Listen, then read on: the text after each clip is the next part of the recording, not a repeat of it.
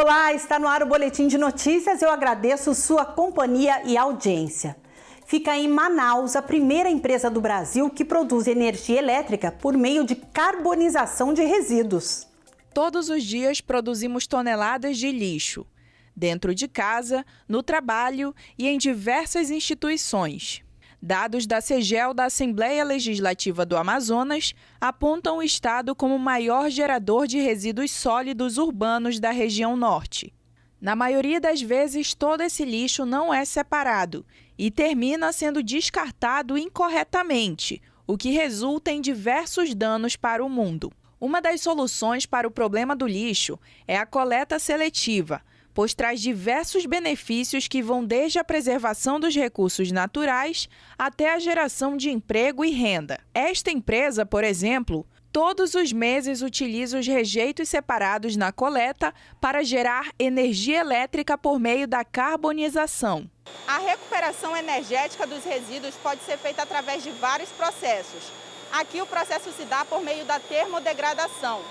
Cerca de 2.500 toneladas de resíduos gerados aqui na capital são trazidos aqui para esta usina, onde passam por um processo de carbonização e no final se transformam em carvão, podendo ser reutilizados. Com uma solução ambientalmente adequada para o destino final de resíduos sólidos urbanos e industriais, esta é a primeira usina a realizar este processo no Brasil. O diretor operacional da empresa, Douglas Batista, conta como surgiu a ideia. Incomoda muito a gente hoje quando se fala em aterro sanitário. Então, nossa ideia não era levar mais nada para o aterro sanitário. Aí surgiu essa oportunidade e nós conseguimos desenvolver esse projeto. Hoje ele está aqui, está funcionando e a gente dá um tratamento todo especial hoje para os resíduos. E dessa forma a gente pode colaborar bastante com o meio ambiente. Para Douglas, trabalhar contribuindo com o meio ambiente é uma realização. E muita gratidão mesmo em poder fazer algo pela nossa natureza. Nós não somos egoístas aqui. Nós gostaríamos que os nossos filhos, netos, bisnetos possam apreciar essa natureza. E a gente dessa forma que a gente vem colaborando. Então, o sentimento mesmo é muita gratidão. Essa semana foi comemorado o Dia Mundial de Conscientização dos Pinguins. A data serve para alertar sobre as ameaças sofridas por estes animais. Segundo os cientistas, as populações de pinguins são afetadas diretamente pelas mudanças climáticas. Pesquisadores que estudam os pinguins que vivem na Antártida navegaram pelas águas geladas da região e contaram os tipos e números de pinguins que vivem ali. Com os novos dados em mãos e os registros anteriores, os cientistas viram que o aquecimento global está afetando as chances de sobrevivência de diferentes espécies a longo prazo. Este pesquisador em ecologia polar de uma universidade dos Estados Unidos explica que os pinguins são uma das espécies mais visíveis na Antártida, o que significa que eles podem verificar a saúde e o bem-estar desses animais no continente e saber como estão as condições ambientais. Eles descobriram que algumas espécies de pinguins diminuíram na Antártida por causa do desaparecimento do gelo marinho. Já outras aumentaram com as altas temperaturas. As pesquisas se concentram principalmente em dois tipos de pinguins. O pinguim de Adélia, que prefere condições mais frias, e o guento, mais adaptado a condições mais quentes. Segundo os cientistas, apesar da distância, a Antártida é a linha de frente das mudanças climáticas e elas têm impactado de forma diferente algumas partes do continente gelado. O lado ocidental é um dos lugares de aquecimento mais rápido do planeta e onde algumas populações de pinguins diminuíram. O que os pesquisadores esperam é que o lado oriental, especialmente a área mais próxima do mar de Weddell, possa ser um refúgio seguro para o frio, tão adorado pelos pinguins de Adélia. O Tahiti descobriu um recife com corais gigantes em bom estado de conservação a mais de 30 metros de profundidade. A descoberta é rara, já que a mudança climática vem ameaçando esses ecossistemas. Um grupo de cientistas descobriu um recife com corais gigantes em forma de rosa e em bom estado de conservação a mais de 30 metros de profundidade ao longo do Tahiti. A descoberta é importante diante do retrocesso desses ecossistemas devido à mudança climática. A Unesco, que apoiou a missão científica, afirmou que se trata de um dos maiores recifes de coral do mundo a mais de 30 metros de profundidade. O recife tem 3 quilômetros de comprimento, entre 30 e 65 metros de largura e entre 35 e 70 metros de profundidade. Alguns corais medem 2 metros de diâmetro. Eles não apresentam sinais de estresse nem de doença, em contraste com os corais localizados mais perto da superfície na Polinésia Francesa, que experimentaram um episódio de branqueamento em 2019.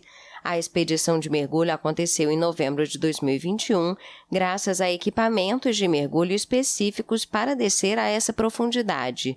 A Unesco destacou que os oceanos são os grandes desconhecidos do planeta, com apenas 20% dos fundos dos mares cartografados. Eu te levo agora para uma viagem até Lontras, em Santa Catarina, onde um produtor de uva está apostando em um sistema diferente de cultivo. A espaldeira conduz as plantas, garantindo frutos com mais açúcar. Na propriedade que fica no Braço Concórdia, em Lontras, o Osvino cultiva 2.000 pés de uva, a maioria Bordeaux, para a fabricação de vinho e suco. As terras que ele adquiriu há 15 anos eram usadas na produção de fumo pelos antigos donos e foram aos poucos transformadas. A estufa hoje abriga a adega e virou cartão postal aqui na Estância do Vino. O nome surgiu primeiro porque vinho em italiano é vino. E também é meu apelido de casa, de criança. Em vez de Osvino, todo mundo me chamava de Vino. Então a gente juntou essas duas informações aí para construir o nome. Descendente de italianos e alemães, o Osvino é empresário em Rio do Sul e mora no bairro Taboão. A estância se tornou um refúgio depois que ele passou por uma cirurgia cardíaca, decidiu dedicar mais tempo à atividade no campo e à produção do vinho colonial, uma paixão que vem de família há mais de 50 anos. O que chama atenção aqui é a forma de cultivo das uvas. Enquanto a maioria dos produtores na região usa o sistema de latada, que é quando as plantas formam uma cobertura e a gente colhe os cachos assim, aqui em Lontras eles conduzem as plantas no sistema de espaldeira. Os pés de uva são direcionados para cima com auxílio de arames. Dessa forma, a maior exposição ao sol garante frutos com mais teor de açúcar. Com isso, se alcança um vinho de melhor qualidade. O sistema de condução espaldeira é utilizado mundialmente para a produção de uvas viníferas. Como aqui a gente não conseguiu produzir uvas viníferas, a gente adaptou a produção de Bordeaux para esse sistema, para justamente conseguir uva com mais qualidade, com um grau Brix maior, com maior teor de açúcar e, consequentemente, um vinho de maior qualidade, com teor alcoólico maior. Com esse método, o manejo também fica melhor. O manejo é bem facilitado, a gente perde muito em produção, ganha de qualidade, mas também reduz o tempo de manejo. Então é bem tranquilo, as roçadas também bem fácil de manuseio. A gente usa praticamente só a calda bordaleza para tentar produzir a uva também de forma um pouco mais saudável, orgânica. A Estância do Vino fica a uns 7 quilômetros do centro de Lontras. Como está a 500 metros de altitude, a temperatura tem uma variação um pouco menor que na parte baixa, ideal para o cultivo de uva. Mas a condição climática desta safra não foi assim tão favorável. É que houve excesso de frio e chuva na época da floração, entre setembro e outubro. Mesmo assim, o vinho e o suco integral estão garantidos. A estância foi toda preparada para o trabalho que vai do cultivo ao beneficiamento da uva. Aqui são vendidos vinhos de fora também, de alto padrão.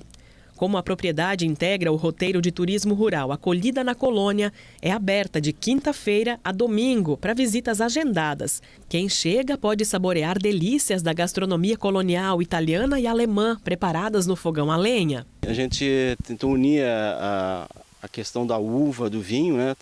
Tentar transformar isso aqui numa área enogastronômica, né? Juntar a questão do vinho com a questão da gastronomia. Minha esposa é formada em gastronomia, então a gente faz eventos, faz aniversário, faz casamento, a gente aluga também para eventos. E fizemos aí os almoços dominicais com reserva, juntando a questão da gastronomia alemã e italiana, porque também a nossa origem é essa, alemão e italiano. Quem quiser conhecer a estância, ter esse contato próximo com a natureza, apreciar belas paisagens e ainda aproveitar a gastronomia e o vinho, pode agendar uma visita pelo número 479-9281-8235.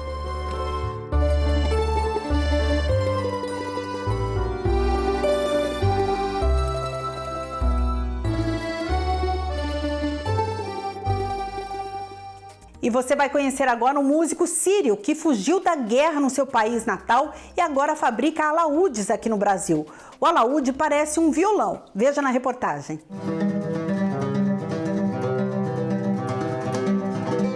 A música Uma Mensagem para Meu País foi escrita quando Rajana deixou a Síria fugindo da guerra.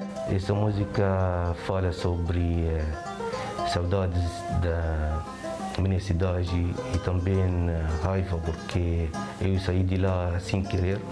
Também raiva porque não consigo voltar de novo para a minha cidade. Depois que deixou a Síria, ele passou 3 anos no Líbano antes de vir para o Brasil em 2015 como refugiado. Durante a pandemia, aprendeu a profissão de luthier, nome que se dá a quem constrói, restaura e faz manutenção em instrumentos de corda.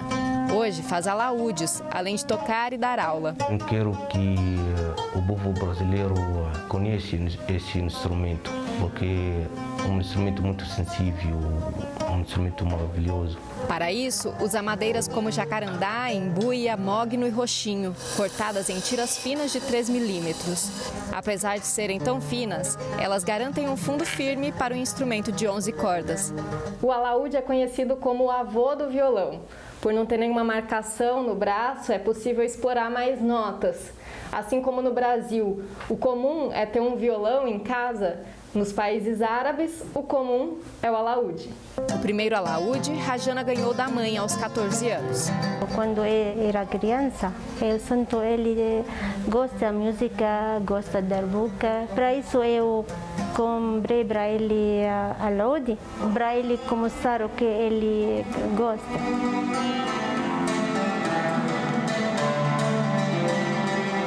O alaúde sempre era meu amigo e quando trouxe ele para cá, ele facilitou muita coisa para mim. Você sabe que é difícil para fazer contato com outras pessoas. O alaúde me alivia muito. Lembro muitas lembranças, né, que eu passava antes. E sempre o alaúde me deixa sentindo melhor. O Boletim de Notícias está terminando, mas você continua com a nossa programação. Tchau!